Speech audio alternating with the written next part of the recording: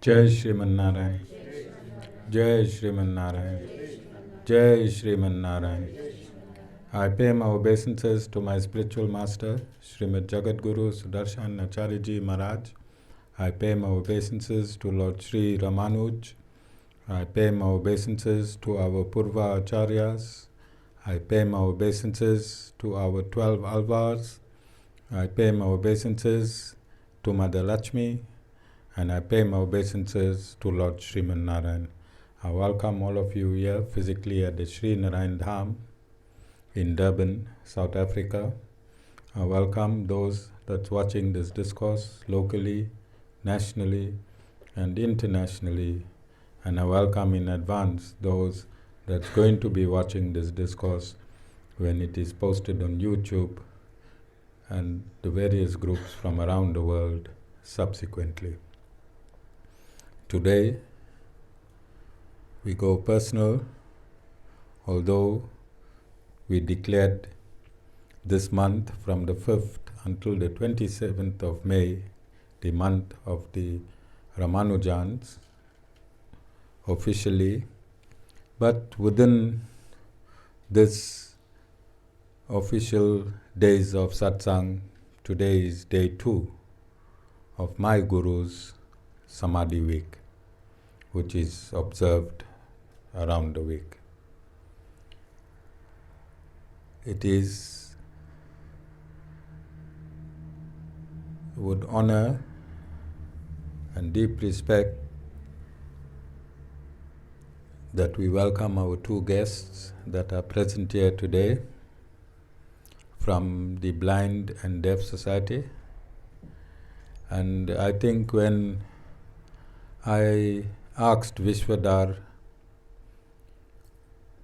to start looking for organizations to attend this 22 days of satsang, I started off with the Blind and Deaf Society. Reason we invited your organization is that we don't want to sit in one corner and spiritualize ourselves. We want to integrate, and all acharyas that have walked on this earth were societal integrators. So there's a difference between gurus and acharyas. Acharyas are gurus, but they walk in the midst of society, whereas gurus will build their ashrams and teach their disciples a particular discipline, be it yoga, bhakti yoga, karma yoga. Acharyas go below, they become doormats, they integrate with all types of people, people of various religions, various cults, and they try to bring about societal harmony, notwithstanding your religion, your caste, your creed, your race, and your personal identity. So, every few hundred years, an acharya takes his birth and makes a world and a universal difference. Our Adi Guru, our acharya, took his birth 1005 years ago. Lord Sri Ramanuj in south of India. 1,000 years ago, his mission was to integrate society in India itself. Today, that potency has reached South Africa, and from South Africa these unified vibrations is being felt around the world. So we were specific. You are not here because you want to be here. You are here because you have been chosen by the Supreme Lord to be here. The work that you do, I don't think I have the capacity as a guru to even do. And we want to honor you. That is why we have brought you.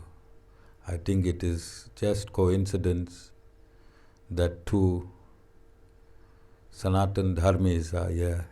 We didn't know who is going to be coming. You could have been a Christian or a Muslim or a black or a colored or a white. We did not know. It is just coincidence that you are of the same faith. We wanted to honor, and we will take this further. Our PRO, Jessica, is going to talk to you after service. We'll get more details. We would like to come to your institution. We would like to meet the people that you take care of, and we would like to integrate spiritually with all of you. And we will come with the Mulana, we will come with the pastor, we will come with the white, we will come with the colored, we will come with the traditional leader. So everybody feels at home. Okay? And again, I don't think I can describe the sacrifices that you make in handling such sorrowful cases that you all do. And as I said, today is a day to honor you. And we will continue honoring you. This relationship will be an ongoing relationship. Even when I leave my mortal coil, this ashram will continue integrating with society, with all types of people in society, and help you to relieve you of some of the burdens that you carry, you think you're carrying on your own. We want to tell you that God is behind you every step of the way.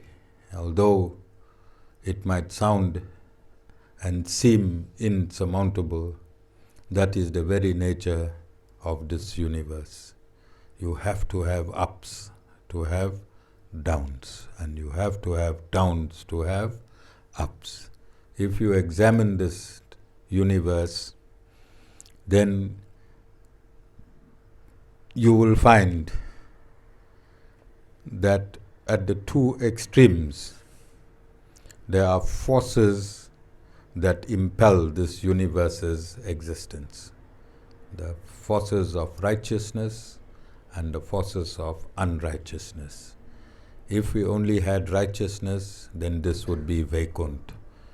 If we only had unrighteousness, then this would be one of the 28 hells. So this universe that we are particularly living and residing in, you have to have summer, you have to have winter. You have to have happiness, you have to have sadness. These souls that you are taking care of in this lifetime, they are incapacitated to certain degrees, but they also have uniqueness that goes beyond us that have everything. All our organs are intact, but those souls have the uniqueness, and you know. So we have to embrace whichever status quo we are placed in, and we have to understand that all these afflictions are temporary. We have to take note that this is not a one lifetime universe. We have already completed 155 trillion years. And can you imagine how many lives we've lived in just this creation of 155 trillion years? So when we are armed with knowledge, then our fear dispels. And in 1937, on the 27th of May, my spiritual master took his birth. And at the age of 3, he showed his saintly qualities. And I call him the greatest scientist of the 21st century. And from my perspective, the absolute scientist is the Supreme Lord. All other sciences are below the Supreme Lord. And my spiritual master in this 21st century was the greatest scientist. And it is not too far gone. He lived from 1937 up until 2007. When he was ordained by the Supreme Lord himself after his 12 years in the forest, he did not meet any human being in these 12 years. He lived in the Bhangar forest, and you can Google the Bhangar forest and you will see that the Indian government has closed that forest. That's how dangerous it is. If you go there after 6 in the evening, you can't be found again. So there's a lot of things that go on in that forest, but my spiritual master lived there for 12 full years. And at the end of his 12th year, which is a Vedic injunction, if you do not speak to a human and you are secluded for 12 years, then the Lord himself will appear in front of you. It's a Vedic injunction. It's an absolute scientific truth. And he appeared in front of Guruji and he asked Guruji what Guruji desires. And the only thing Guruji desired was saving humanity. And from that day onwards, Guruji started his mission behind closed doors until 1998, when the Lord asked him to reveal himself. Since 1998, when Guruji had his very first Guru Purnima at the Sri Siddhartha Ashram in Faridabad, India, the expected people doubled. He expected 5,000 people, 10,000 people came for Guru Purnima. And I've stated the stories, I'm saying this for our guests, that at 10 o'clock night they realized that the ghee was depleted. And Guruji had mastered every mantra. Mantra uttered in the right frequency can change the energy dynamics in this universe. Mantras uttered in the correct frequency can change energy dynamics in this universe. We all know scientifically that matter was never created. Matter is energy, and energy can be transformed from one form to another. And we have thousands of mantras in our 4 Vedas that can change energy from one form to another form. It is an absolute science proven already. I don't want to go into that. You can go and research it self. So Guruji asked his disciples to take out a pail of water, 20 liters of water, and he converted the 20 liters of water from the well into 20 kilos of ghee.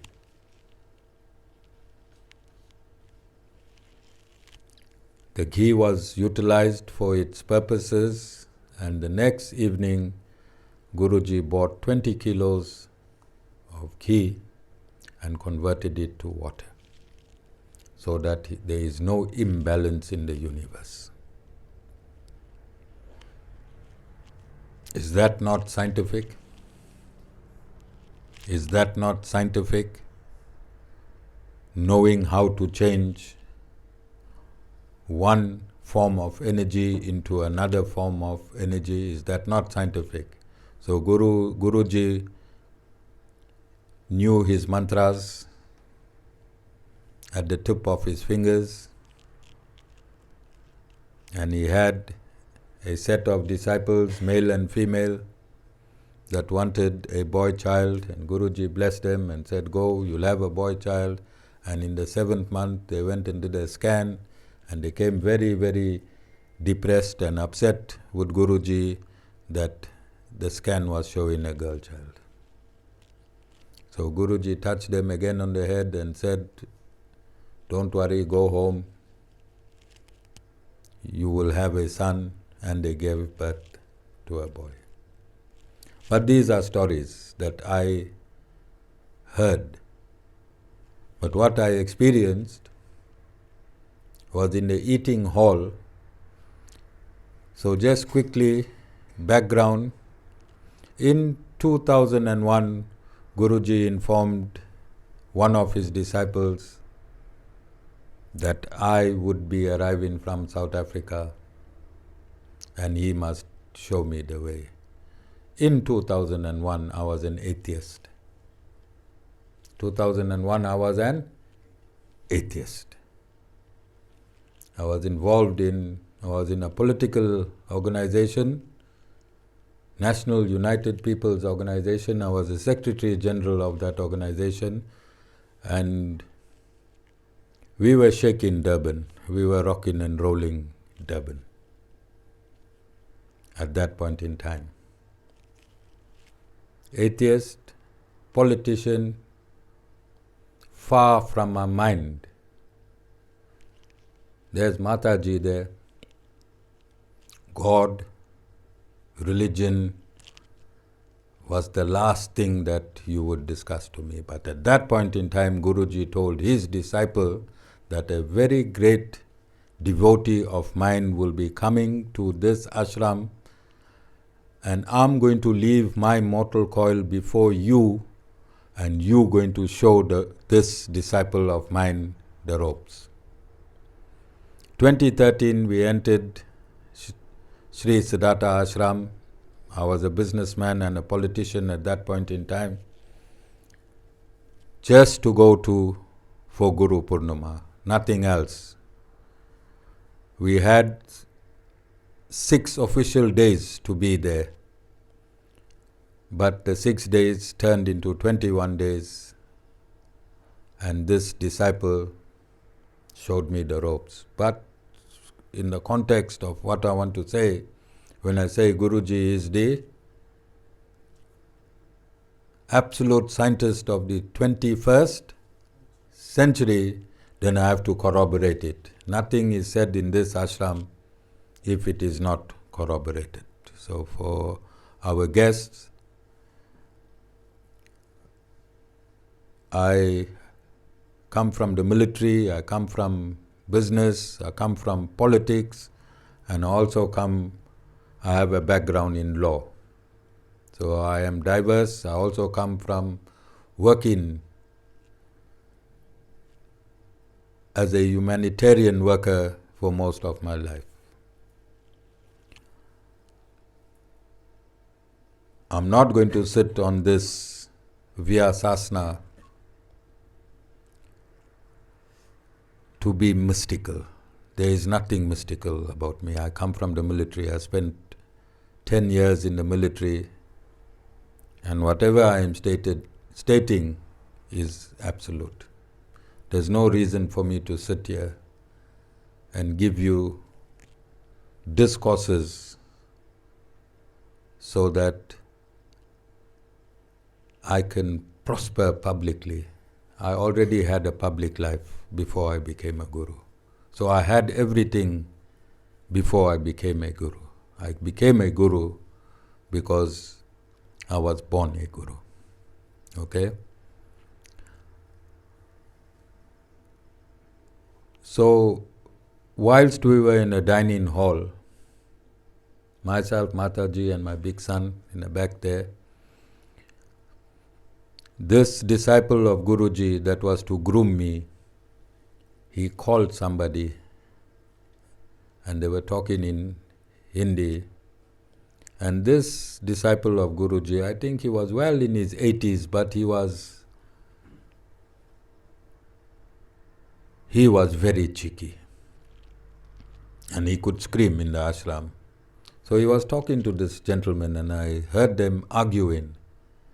And I asked him, Baba, what happened? He said, no, this man was dead and his dead body was being carried across the ashram because that was his wish. And I am asking him to relate the story to you, and he's not relating it as I want him to relate it. Maybe I'll kill him again. That's how cheeky he was.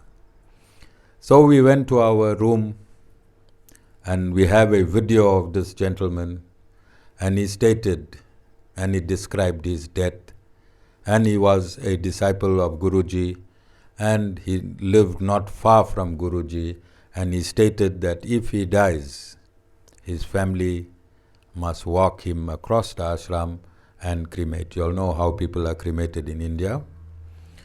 So, whilst his body was being taken across, Guruji noticed his body, called his family over and asked them what happened, and they said this man is dead, and Guruji said no, this man is not dead.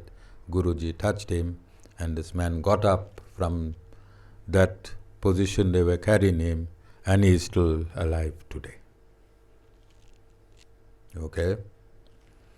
So, I'm just very quickly I said from yesterday our satsang became personal.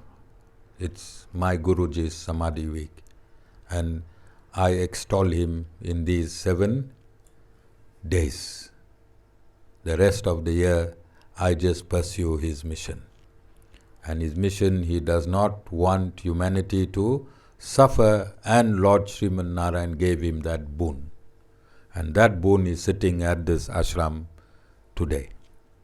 And we are healing, we are helping people from here, around the world, locally, wherever you are. If you ask with faith, we have healed every illness that is known to mankind from this ashram. Yeah, in Durban, South Africa. We have that potency. We fixed people in the darkest of days. And if you are willing, you must be willing to come on the operation table. Then we will operate you effectively. We cannot pull you from somewhere, handcuff you and operate you. We want your faith. We want your faith, and we use your faith to give you whatever my Guru can give you. So, Lord Sri Ramanuj was a social integrator, and we use in this month. My Guru was the absolute scientist. He instructed me to create a divine society. And in creating this divine society, over this 22 days, we have invited every day somebody to the ashram in which we have reached out to you so that we can start an ongoing relationship. And I don't know which one of these two ladies are going to give us a background on what they do, but I'm ready for whoever the speaker is tonight.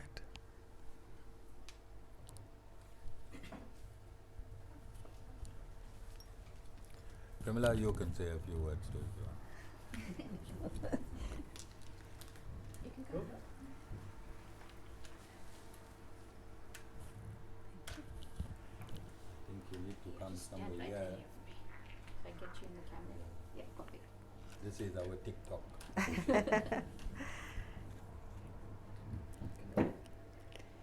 Thank you for that wonderful discourse. That was certainly very spiritually enlightened. Revered Guruji, members of the ashram, and dear devotees, my prem namaste and good evening to one and all. On behalf of the Kwa-Zulu Natal Blind and Deaf Society, I would like to extend my gratitude to you for inviting me to address you on the role and the mission that the Kwa-Zulu Natal Blind and Deaf Society plays. My name is Anuradha Kaladin and I am the chairperson of the HR committee of the KZN Blind and Deaf Society.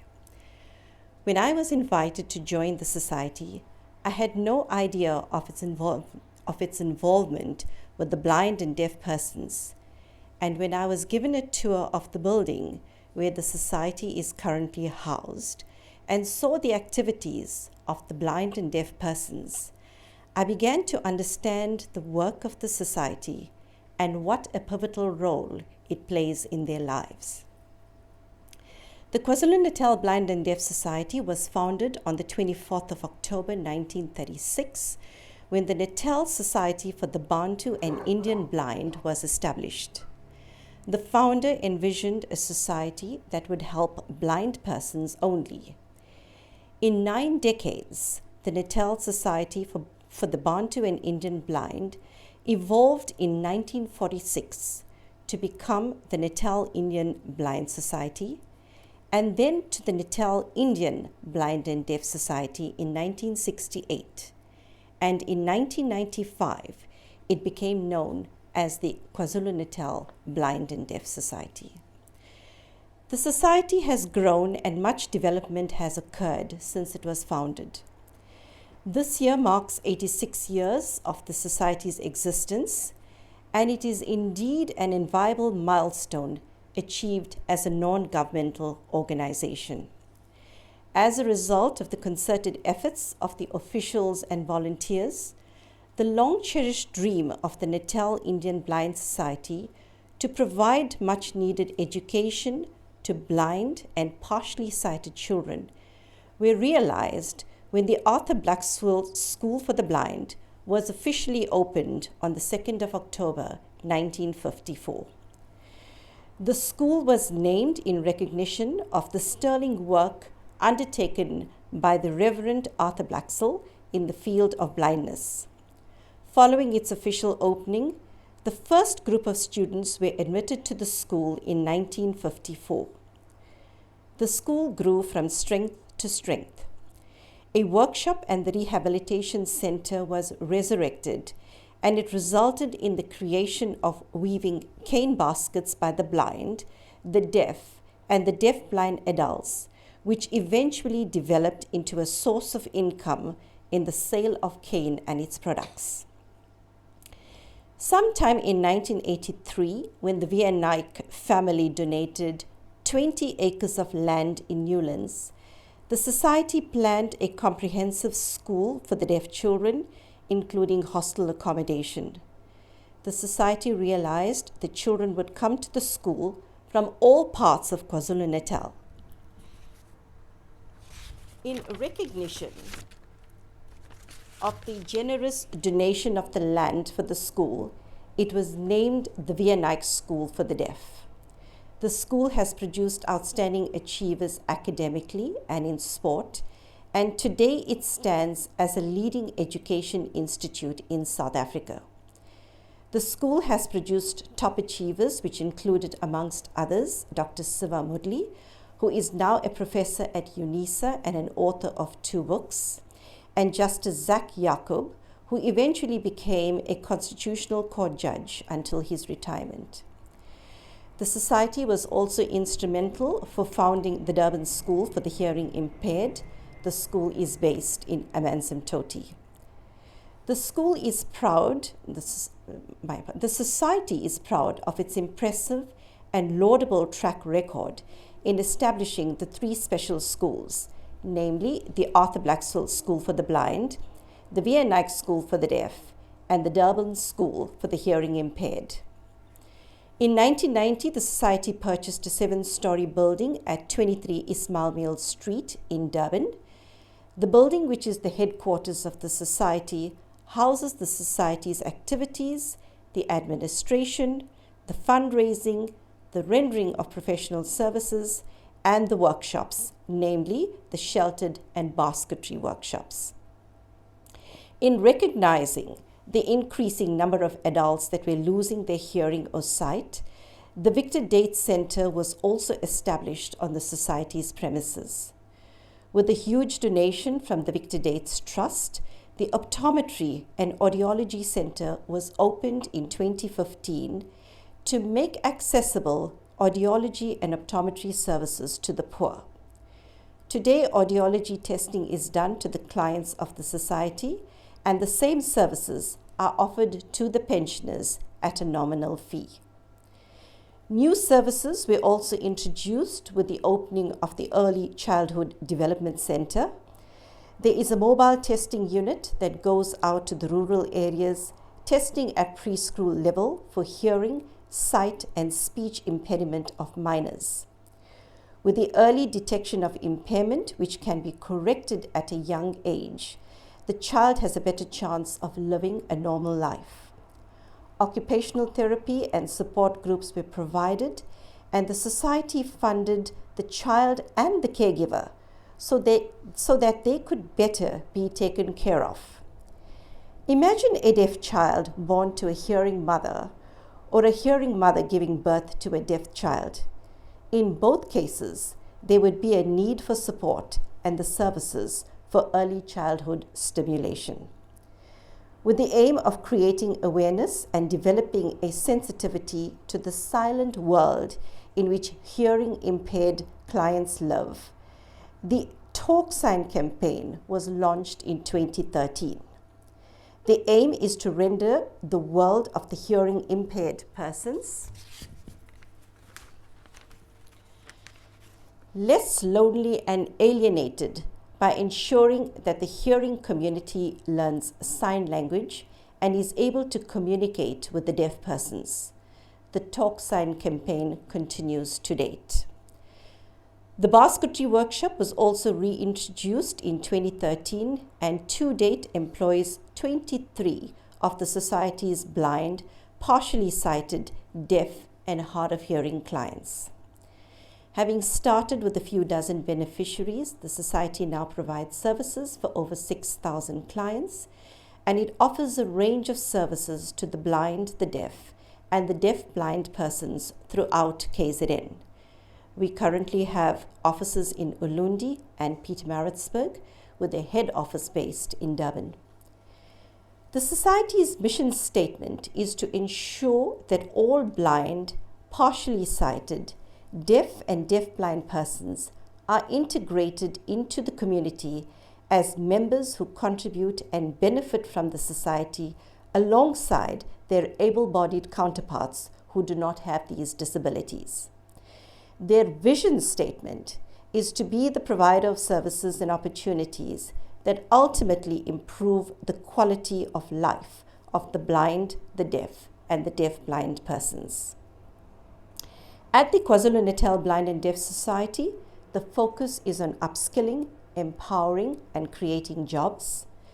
The Rehabilitation and Development Center forms the core of the society.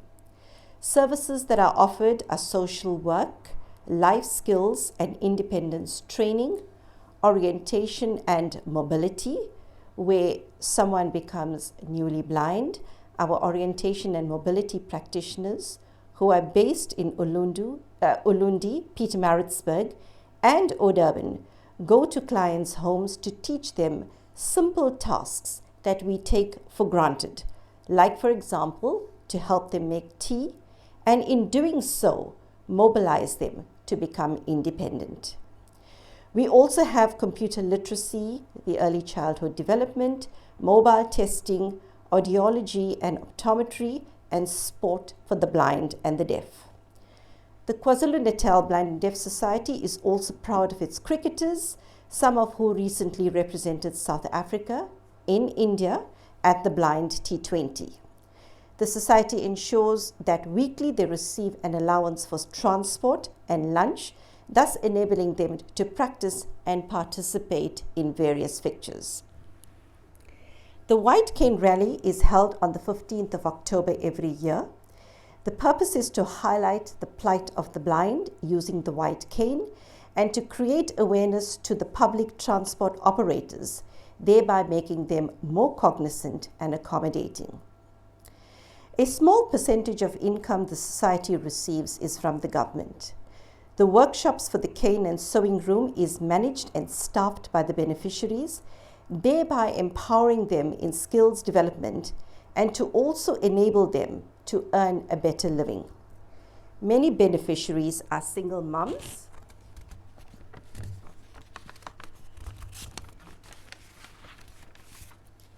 who single-handedly take care of their families. The Sewing Room project commenced in 2020, and it began with the making of masks during the COVID-19 period. Today, the Sewing Room is a flurry of activity with the stitching of runners and aprons, shopping bags, picnic mats, inserts for picnic baskets, and kaftans, which are then sold to the public. The society has not come without its challenges. With the onset of the COVID-19 pandemic, activities were disrupted and the society had to contend with loss of income, and the health and safety of the beneficiaries and staff were of primary concern. However, as we navigated through the pandemic and the economic impact the society faced, it became important to strategize and become self-sustainable through its fundraising drives. Funding becomes important and the society relies on donations and pledges to enable them to continue offering their services. With the assistance of the staff and our volunteers, namely the president, our trustees, the members of the executive committee, and the chairpersons of the society, who selflessly give of their time for this noble cause under the leadership of the president, Mrs. Vita Sukaran, the society will continue with its delivery of vital services to our blind, deaf, and deaf-blind clients. Thank you.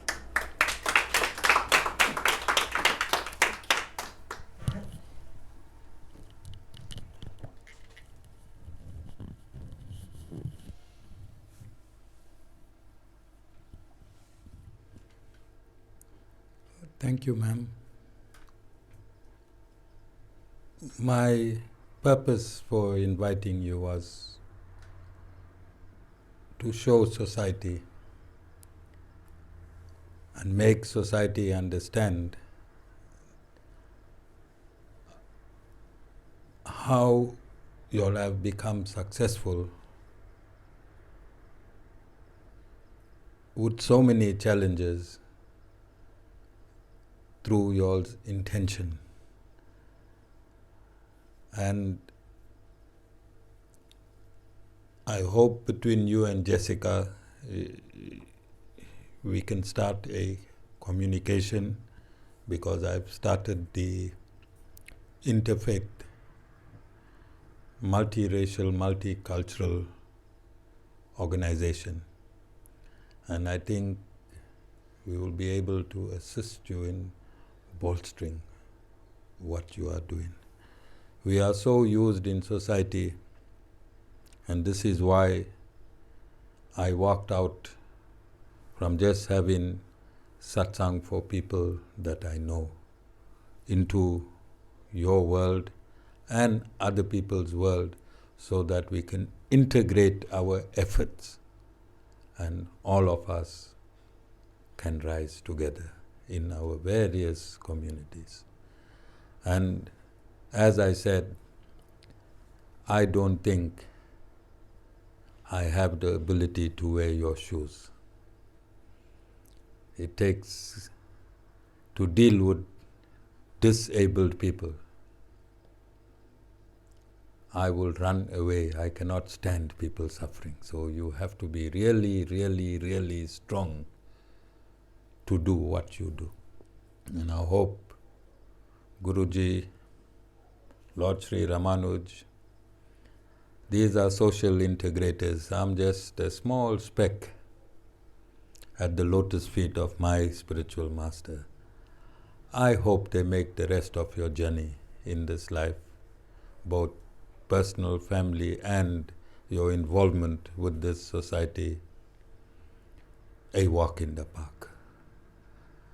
And we want to be, this is something new, this is a new initiative where interfaith gets involved with society. We also going to have our stumbling blocks, but we want to hold your hand and walk together with you if you give us the opportunity. And in my Guruji's benediction that was given to him by Lord Sriman Narayan,